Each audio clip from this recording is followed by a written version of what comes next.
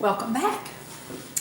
Still working on this painting for Santa Fe, and now I'm going to be doing the petunias. I finished out the canna lilies. I showed you those at the very beginning of the video. I just showed the bottom half of the painting. If you've been following my videos, you've seen the entire painting. Also, if you'd like to see the complete step-by-step process as I work on this painting, visit my blog. The link is in the description below. The address is also on the final frame of my YouTube video. So that I do a lot of explanations. I show a lot of my color mixtures. So I think you'll enjoy my blog, and you can also subscribe to that, so that also you'll get an email every time I make a new post. I have followers all over the world, and if you have questions, just ask and I will be more than happy to answer. So I'm blocking in. First I'm working on the shadow part of these white petunias, and I'm using mixes of dioxazine purple plus white. That's this purple. And this is white plus ultramarine blue. Let's bring some of these down here. And then this mixture is phthalo blue plus white.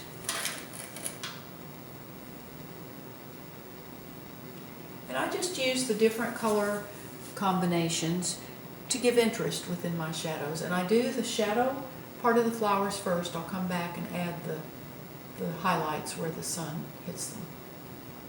Right now I just want to get my flowers blocked in. I block in the flowers first. That way my color will stay nice and clean. I'll then use my leaf color and go around the whites, help shape the blossoms. So I want some of my petunias, they're going to come up here. And see, I even have to be careful with that wall is still a little wet, and you can see how my brush picks up some of the wall color. So I have to keep wiping my brush and cleaning it. I use a lot of tissue, but that's the best way to keep pretty color on your canvas, is to have a clean paintbrush. Again, I bring some of these out over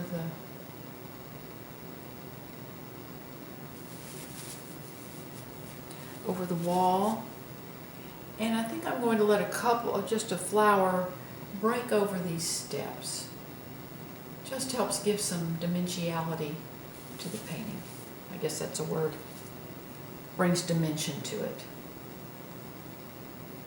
Let's see, I don't want another blossom in here. We'll try. I can always paint it out if I don't like it. I've saved my color from the wall. I've saved my greens so that I can always come back and paint things out.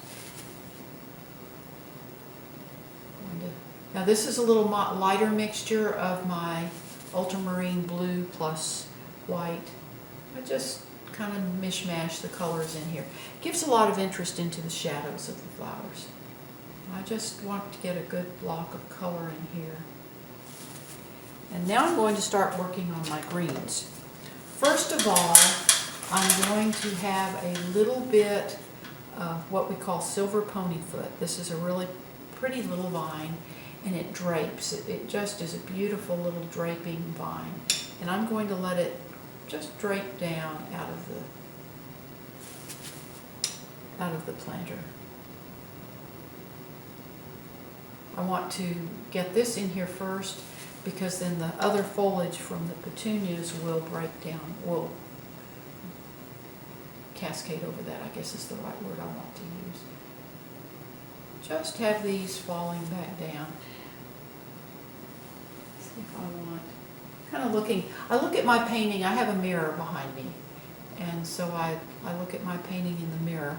That's something that Leonardo da Vinci used. Jack discovered that when he was reading a biography of Da Vinci. And it switches the image in your mind from the inventive side of your brain to the analytical side. You can then look at your artwork like somebody else has painted it, And can't we all critique other people's paintings?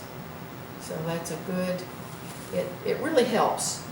And I, every few brush strokes, I turn and look in the mirror and check out my painting. It really helps checking out perspective or like lines, vertical lines, seeing if they're straight up and down. It just helps a lot. Bring some of this vine over here. Now I'm going to let it go behind this step because the terracotta planter goes back. And I've got, again, I saved some of my wall color. And I can just bring some of the wall color here, and this gives some little air holes between that vine. And I want the edge of the pot to show. In fact, this goes back.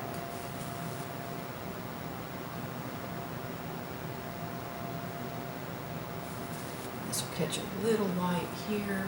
Well, no, it won't because it's in the shadow of that step. Okay, so we've got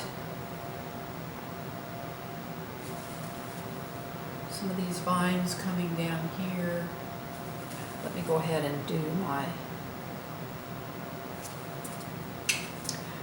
my wall back there and fill up that white space.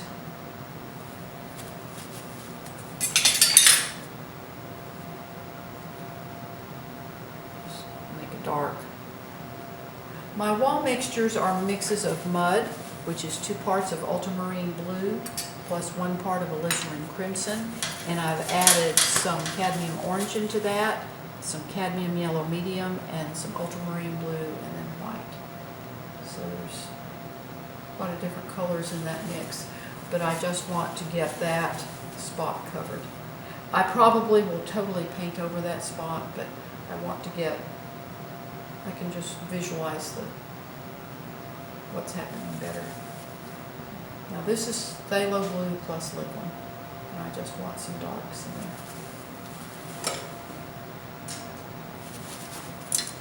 Now our little vine has nice little tendrils that come down. And we'll let one kind of pop up here.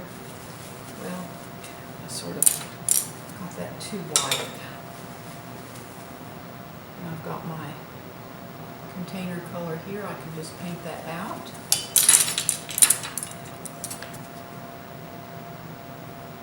And then get that back in there. And then we have some draping down here.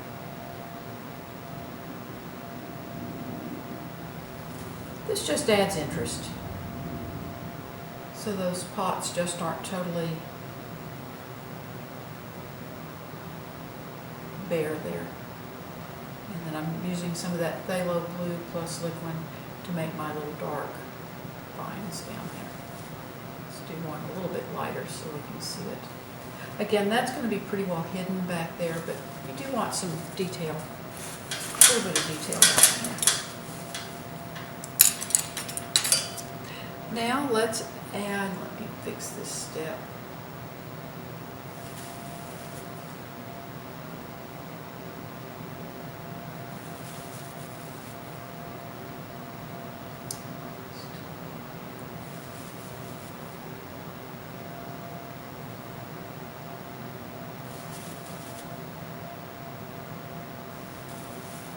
There we go.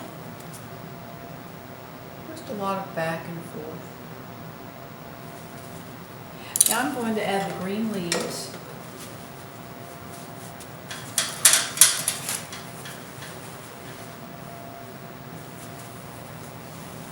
And these are mixes of phthalo blue plus lemon yellow. This gives a little brighter green than the canna lilies behind it. Makes it pop forward. It's more intense. And I just work around my white. Just kind of helps shape the flowers.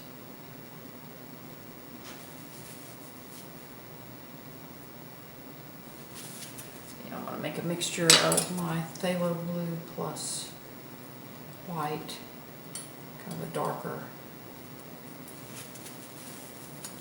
darker mixture. This just gives me some, that may not be dark enough. Want some darkness in that depths of that foliage.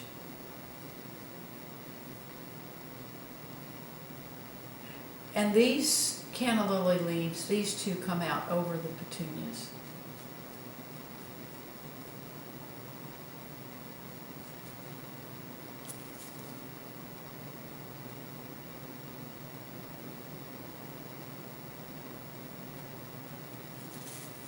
Okay, I'm going to take a little smaller brush now. The petunia leaves are smaller.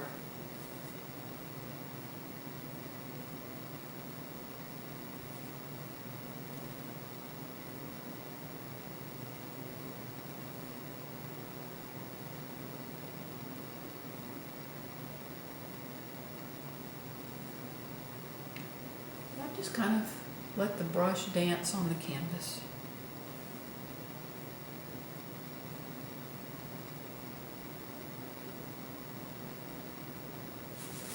I have a lot more work to do on this, but I just am getting this blocked in. And then these petunia leaves will come out over that little silver ponyfoot vine. And this little part of petunias will come out there. I garden a lot, so over the years I've learned the anatomy of the different flowers. And I also have my reference material. I work from photographs, and I have the digital files. I just have my laptop on the tabouret next to me that I can see my flowers. Now I'm going to come back and add some white highlights on these flowers, and the light's just going to be hitting right in this area on these flowers right in here. So this is pure white.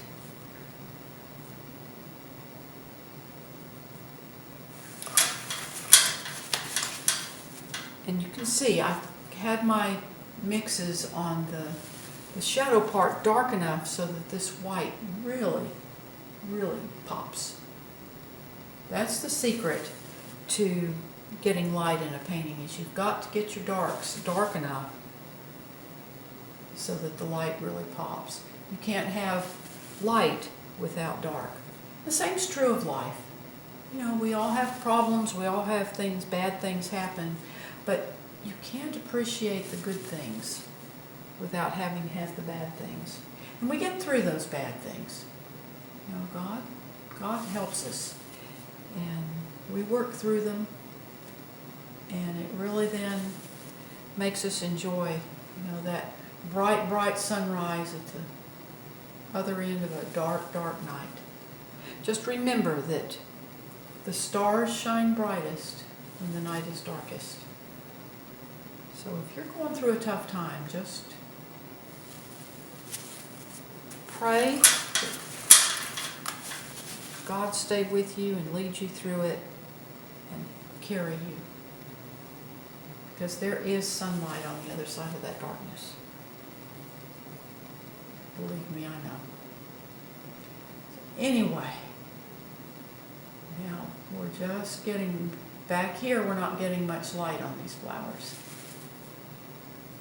Back, this is about, get a little titch of light right in there. And I think maybe just a tiny bit there. And that's pretty well it.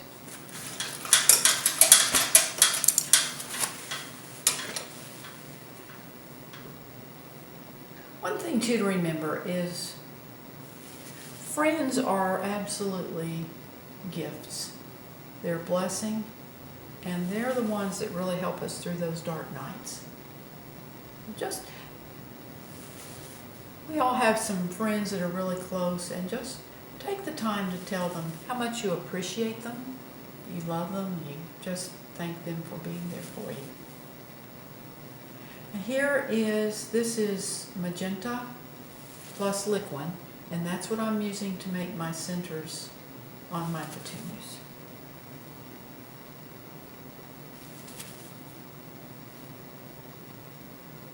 So you can see how all of a sudden those splotches of white are turning into flowers.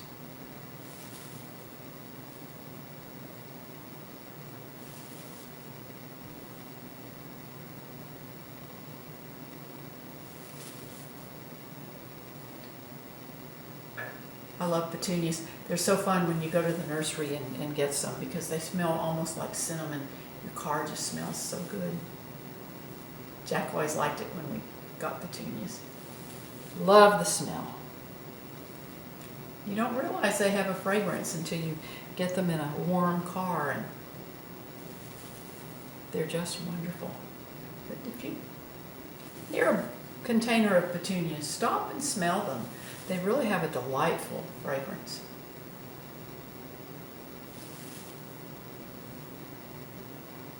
They're just a happy flower. And I think all flowers are happy. They make me happy anyway. And I think my collectors like them. They seem to like it when I get lots of flowers in a painting. So there we go. We still have some more work to do, but that's how I get these blocked in. Thank you again for watching, and you have a wonderful, wonderful day.